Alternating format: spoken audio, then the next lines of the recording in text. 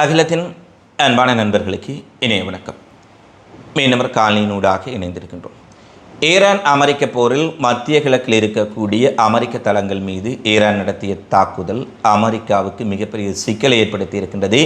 குறிப்பாக அமெரிக்காவின் விமானந்தாங்கி கப்பல்களுக்கு மேல் களஞ்சியப்படுத்தல், அந்த கப்பல்களை பராமரிப்பது தொடர்பிலான சிக்கல் தொடர்பில் அதிரடியான முடிவு வழியாக இருக்கின்றது.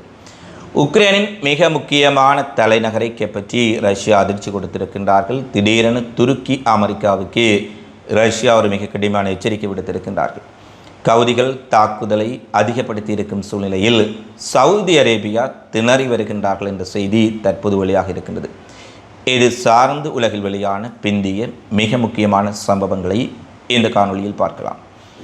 ஈரான் தொடர்ச்சியாக பஹ்ரைன், ஐக்கிய அரபு எமிரேட்ஸில் இருக்கக்கூடிய அமெரிக்காவினுடைய படைத்தளங்களை இலக்கு வைத்து தாக்கியதில் அமெரிக்காவினுடைய விமானந்தாங்கி கப்பல், ஆபிரகாம் விமானந்தாங்கி கப்பல், அந்த கப்பலுக்கான விநியோகமாக இருக்கலாம். அந்த கப்பலில் இருக்கக்கூடியவர்கள் மீண்டும் தரித்து மாற்றக்கூடிய ஒரு ரான்சிட்டாக செயற்படக்கூடிய அல்லது கடற்படை, அமெரிக்க கடற்படை தன்னுடைய கடற்பிராந்திய தளவாட மையங்களை மாற்றக்கூடிய ஒரு மிக முக்கியமான தளங்களாக இதுவரை பஹ்ரைனும் ஐக்கிய அரபு அமீரகமும் துறைமுகங்களுமே காணப்பட்டன. குறிப்பாக பஹ்ரைனில் இருக்கக்கூடிய மிக முக்கியமான 5வது கடற்படை தலைமையகம் முற்றாக அளிக்கப்பட்டிருக்கும் சூழ்நிலையில் அரபு அகரமத்தின் குஜராத் துறைமுகமும் பஹ்ரைன் துறைமுகமும் தற்போது செயற்பட முடியாத நிலைமைக்கு ஈரான் தாக்குதல்கள் வழிவகுத்திருக்கின்றது.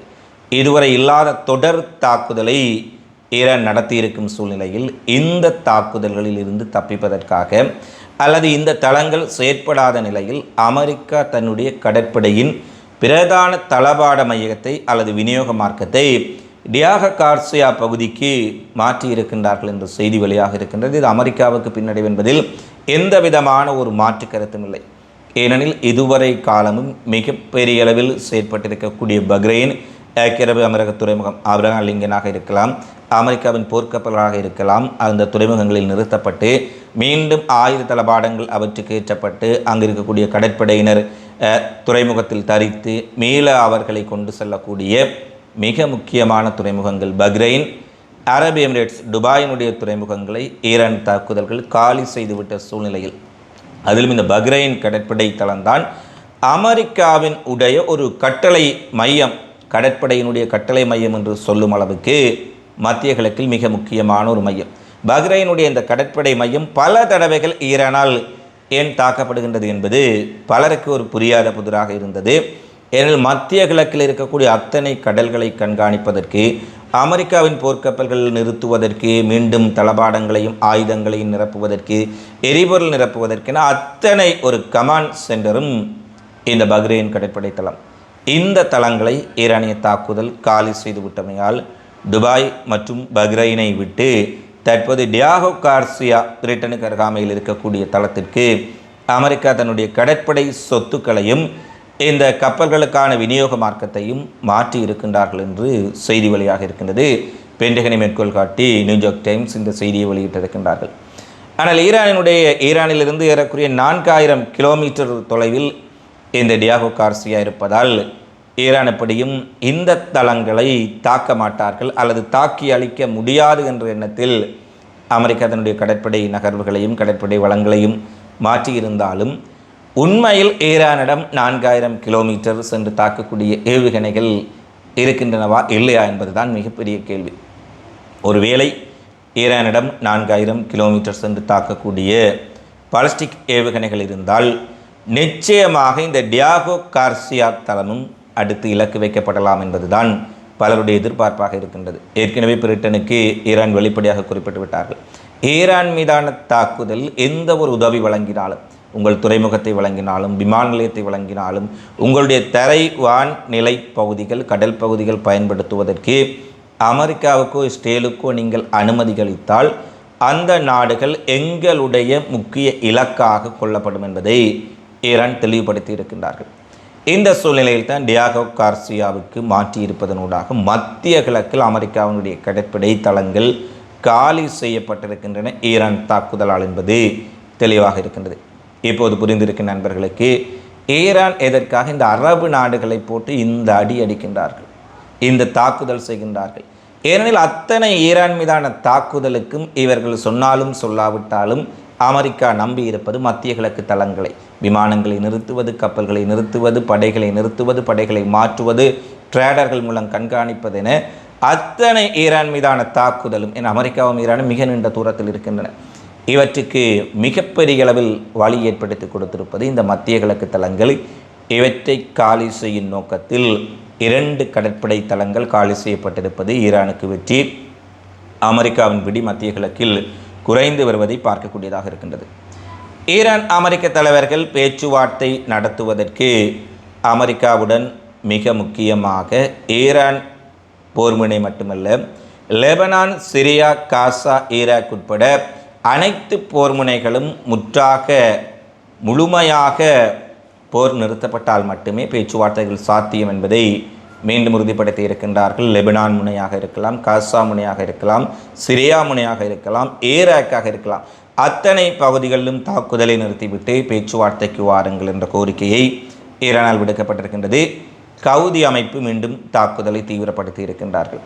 சவுதி ஆதரவு பெற்ற ஏமன் படைகளின் மோச்சா துறைமுகம், மிக முக்கியமான துறைமுகம், இழுத்து மூடப்படும் அளவுக்கு தாக்குதல் வீரியமடைந்திருக்கின்றது. கவுதிகளுடைய சனா விமான நிலையத்தையும் கொடைடா துறைமுகத்தையும் தாக்குவதற்கு சவுதி அரேபியாவும் கூட்டாளிகளும் சென்று தற்பொழுது தங்கள் ஆதரவில் இருக்கக்கூடிய ஏமனினுடைய மோச்சா துறைமுகத்தை மூடும் அளவுக்கு கவுதிகள் சம்பவம் செய்துவிட்டார்கள். ஏற்கனவே குறிப்பிட்டோம், அமெரிக்காவே செங்கடலில் கவுதிகளை எதிர்கொள்ள முடியாமல் இருப்பவற்றையெல்லாம் விமானந்தாங்கு கப்பலே விட்டு ஓடினார்கள். கடைசியில் கவுதிகளிடம் கெஞ்சி கூத்தாடி ஒரு ஒப்பந்தத்தை செய்துவிட்டு பின்வாங்கினார்கள். அவ்வளவு வலிமை மிக்க ஒரு இயக்கம், வியூகம் கொண்டவர்களிடம் சவுதி அரேபியா சென்று சிக்கிக் கொண்டிருக்கின்றார்கள். மோச்சா துறைமுகம் மூடப்பட்டிருக்கின்றது, இத்துடன் விடப்போவதில்லை என்று கவுதிகள் தெரிவித்திருப்பதால் சவுதி அரேபியாவுக்கு ஏண்டா கவுதிகளிடம் கை வைத்தோம் என்று சொல்லும் அளவுக்கு சிக்கல்.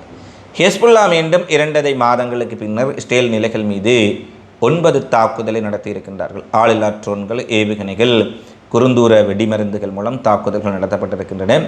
இதில் 5 இஸ்ரேல் இராணுவத்தினர் படுகாயமடைந்திருக்கின்றார்கள். 2 பேரின் நிலைமை கவலைக்கிடமாக இருப்பதாக வடக்கு இஸ்ரேலிய கட்டளை மையம் தெரிவித்திருக்கின்றது. நேற்றைய தினம்தான் ஹிஸ்புல்லாவினுடைய செயலாளர் நயீம் காசிம் ஒரு அறிவிப்பை விடுத்திருந்தார்.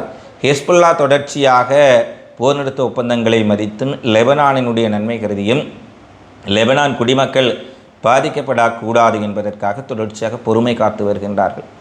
ஆனால் இந்த பொறுமைக்கும் ஒரு எல்லை உண்டு. இஸ்ரேலிய இராணுவம், ஆக்கிரமிப்பு படைகள் தனது தாக்குதலை நிறுத்தாவிட்டால் ஹெஸ்புல்லா இதுவரை இல்லாத தாக்குதலை நடத்தும் என்று நேற்றைய தினம் அறிவித்திருந்தார்கள். இன்றைய தினம் சம்பவம் செய்திருக்கின்றார்கள்.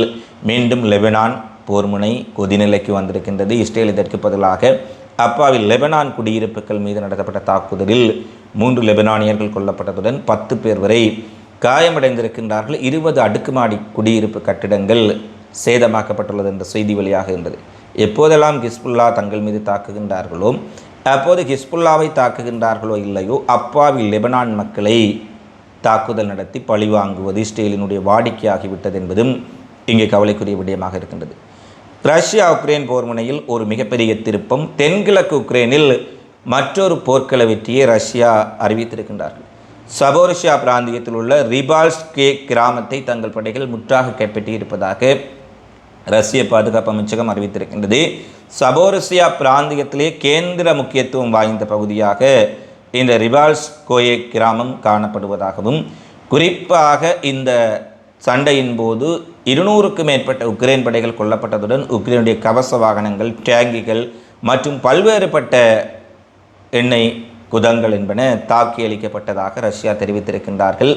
இதுவரை இல்லாத அளவுக்கு ரஷ்யா 24 மணி நேரத்தில் ஒரு மிக முக்கியமான ரஷ்ய படைகளினுடைய இலக்காக இருந்த கிராமத்தை கைப்பற்றியிருப்பது போர் முனையில் உக்ரைனுக்கு பாதிப்பை ஏற்படுத்தும் என்பது பலருடைய கருத்தாக இருக்கின்றது.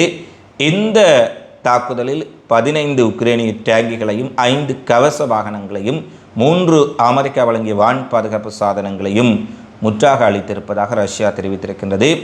ரஷ்யா கைப்பற்றியிருப்பதை உக்ரைன் மறுத்திருந்தாலும் சுயாதீன ஊடகங்கள் செய்மதி புகைப்படங்களை சரிபார்த்ததில் ரஷ்ய படைகள் மிக முக்கியமான உக்ரைனிய பகுதி ஒன்றுக்குள் ரஷ்ய கொடிகள் தாங்கிய டேங்கிகளுடன் உள்ளே நுழைந்திருப்பதை உறுதிப்படுத்தி இருக்கின்றன. உக்ரைன் ரஷ்யா மீதும் ஒரு தாக்குதலை நடத்தியிருக்கின்றார்கள். மாஸ்கோவில் இருக்கக்கூடிய வைல்ட் பெட்ரிங்ஸ் கிடங்கின் மீது மிகப்பெரிய தாக்குதல் நடத்தியதில் ரஷ்யாவின் முதல் 3 எண்ணிக்கையில் வரக்கூடிய மிக பிரமாண்டமான வைல்ட் பெட்ரிஸ் நிறுவனத்தின் நாடு தழுவிய கொள்ளளவில் எவ்வாறு அமெரிக்காவில் இந்த வால் மாட்டிருக்கின்றதோ அதே போன்று மிகப்பெரிய வணிக வர்த்தக மையத்தின் 20% அதிகமான கொள்ளளவு பொருட்கள் சேதமடைந்திருக்கின்றன. ஏறக்குறைய $5 பில்லியன் அளவில் உக்ரைனிய தாக்குதல் பொருள் சேதத்தை ரஷ்யாவுக்கு ஏற்படுத்தியிருப்பதாக தற்போது செய்திகள் வெளியாக இருக்கின்றன.